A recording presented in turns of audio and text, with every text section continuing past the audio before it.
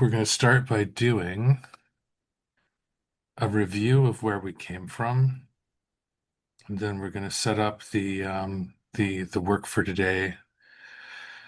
Then we're going to spend about an hour, maybe a little bit more than an hour, towards the second half of the session, doing some experiential work with the material that I'm going to cover. So leaning on Tatiana to do her magic there.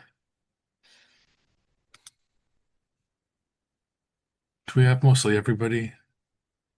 I'm keeping an eye out on the How many on the get room. 19? So we got a couple of people Yeah, left. yeah. That's good to go. So I'm going to jump straight in so everybody can see the slides. This is good. So for this week, I guess you probably noticed I'm a bit of a fanboy. I have spent a good chunk of time studying Cannell's work, trying to integrate it into my work. It's important. I use the line that to be able to bring Cannell into the future, we have to step back. We have to step back past a lot of the material that we know as being at the center of expressive arts. We step before that, we start to do some digging around that we can move forward with that. And what I've done a lot of my research on is linking up what Paulo's done with with some of the exciting research that's happened with post-qualitative research. So to me, that's where the future is that in that transmedial, and that's where I spend a lot of time thinking and working. So this whole course is really a guided walk inside of one of Paulo's underworlds. So we're going to talk about the magic underworld, but that whole concept of underworlding as part of what we do, not just in the practice in the clinical space, but also in the community space and that space where we try to contribute to the world in this bigger sense. So my proposition is that we're always making worlds with each other through image, sound, gesture, and even how we schedule a Zoom call.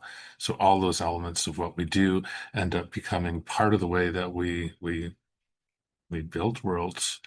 Decentering is that small, deliberate move out of the problem talk into the aesthetic situation where something else can show up.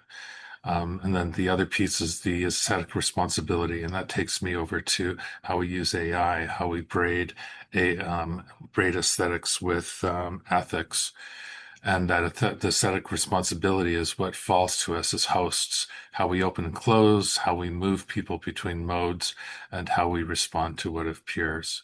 So all 5 weeks sit inside Apollo's three realms, the mediated, the unmediated, the transmediated, so that research design is already here and it's already in the expressive arts. We don't need to reinvent the wheel. We just find our place within these different ways that Paulo showed us that we could do our work. And it's never something that sits outside of the work.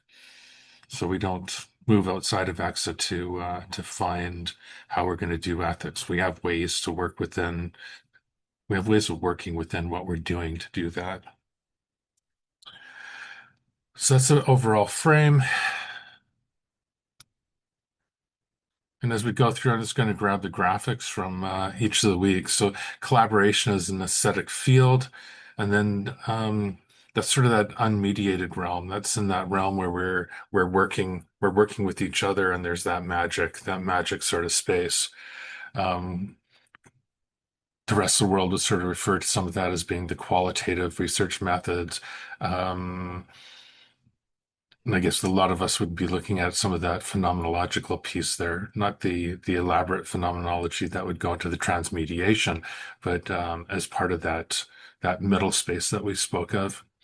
So we start by admitting that your dissertation is already a group performance. So whether you're working independently, whether you're doing clinical work, whether you're working with individual clients in a clinical room, that there's a group performance in that creation of the dissertation. So the collaboration itself is artwork. So it's not just the administration, those admin processes wrapped around it.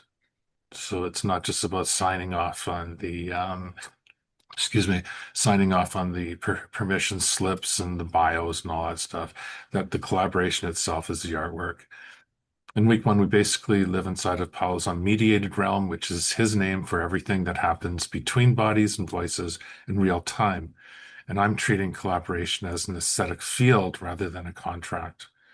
So again, not getting away from that one and one equals zero, one and one equals one, but to the potential space where one and one can equal three. We're giving birth to something really kind of cool. So when we do Tatiana's activities, we're not just being cute. We're decentering the familiar supervision story and letting another structure of relation emerge in front of us. Excuse me.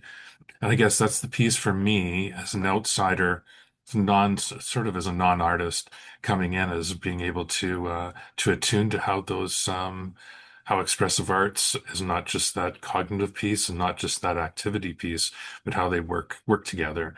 So the question is really simple: who holds your as a researcher?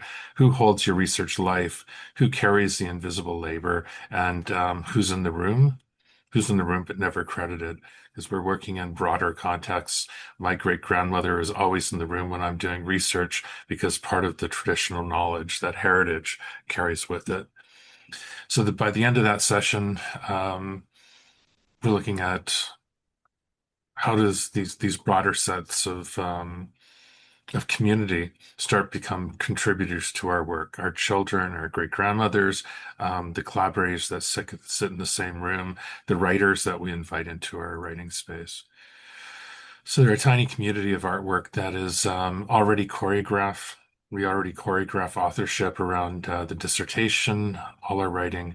And instead of pretending you did it alone at 3 o'clock in the morning with a candle and your muse.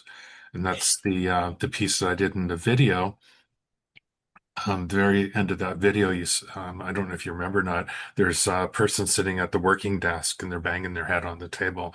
And I guess that's part of the problem with academic writing and this time and age is that we tend to see that as being a soul activity. We see that as something that we do by ourselves in the middle of the night, and that somehow we churn out something that has our individual names on it, instead of seeing that more of that medieval sort of approach to how do we collectively generate the knowledge.